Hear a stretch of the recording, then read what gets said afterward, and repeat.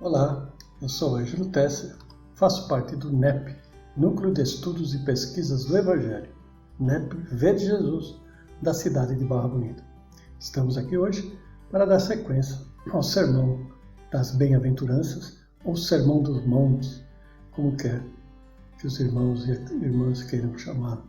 Mas podemos muito bem dizer que é o Sermão das Bem-aventuranças, porque em Mateus capítulo 5, versículo 10, ele nos fala: Bem-aventurados os que padecem perseguição por amor de justiça, porque deles é o reino dos céus.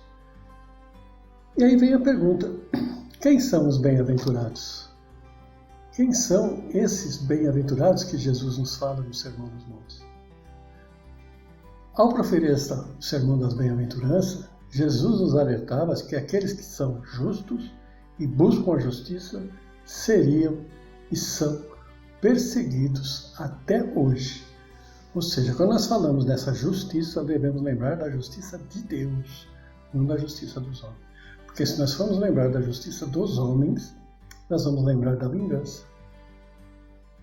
Porque muitas vezes, quando nós buscamos essa justiça dos homens, nós estamos muito mais interessados na vingança. Porque ele me fez isso, ele deve pagar com isso. Ou porque ele fez aquilo, ele deve pagar com aquilo. E a justiça de Deus está dentro da lei natural, na lei da justiça, do amor e da caridade. É uma das leis naturais que também está no livro dos Espíritos. Mas por que Jesus nos disse isso? Bem-aventurados os que sofrem. Porque Jesus sabia das maldades que nos cercam, sabia das injustiças nesse mundo de provas e expiações que são muitas. Quantos de nós ainda fazemos o mal e nos alegramos com a maldade? Basta ver as redes sociais. Isso sem falar das guerras, das catástrofes, pandemias, que a humanidade já passou e pode passar. Tudo isso devido ao nosso desinteresse e neutralidade. Como assim desinteresse? Hoje estamos passando por momentos ruins, momentos de pandemia, onde nós somos alertados que devemos manter o distanciamento. E muitos de nós relutamos, participamos de grandes reuniões, Basta ver aí os pancadões, onde se ouve dizer muito, mas aqui ninguém está doente. Podemos não estar doentes lá nos pancadões, mas podemos levar a doença para os nossos lares.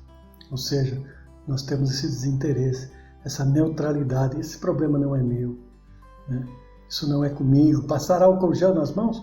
Não precisa. Usar máscara? Para quê? Para que usar máscaras? Então essa neutralidade, Esse nosso questionamento sempre tem o porquê, o para quê. E sempre dizemos, Isso não é comigo. Mas como assim não é comigo? Se são nossos semelhantes os que sofrem, nós podemos não ter perdido nenhum ente querido para essa pandemia, mas não devemos esquecer aqueles que perderam seus entes queridos. Devemos assimilar essa dor. Não devemos ser condizentes com essa dor, mas devemos assimilar, entender o que esses irmãos estão passando.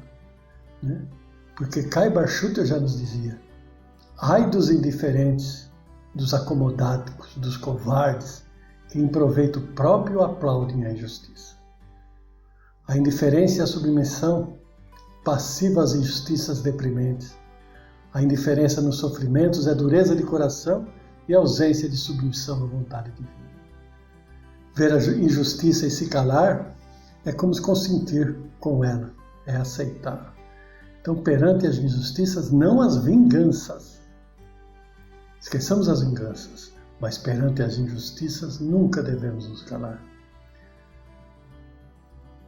E falando em justiça, no Livro dos Espíritos, na questão 874, Kardec pergunta aos Espíritos: sendo a lei da justiça uma lei da natureza, como se explica que os homens a entendam de modos tão diferentes, considerando uns justos o que outros parecem injusto?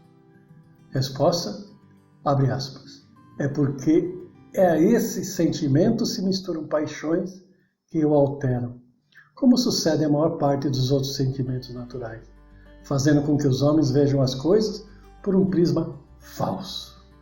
Ou seja, nós misturamos e fazemos alterações nessa justiça. Porque nós misturamos nossos sentimentos. E as leis naturais, as leis de Deus, são imutáveis.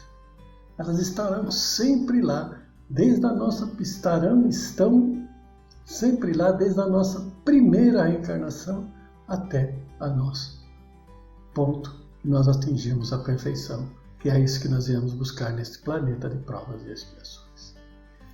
Questão 875, como se pode definir a justiça? Abre aspas. A justiça consiste em cada um respeitar os direitos dos rivais. Como dizia Deus, Jesus já nos dizia isso, né? Para termos esse respeito com os demais. Amar ao próximo como a si mesmo é um respeito para com o próximo.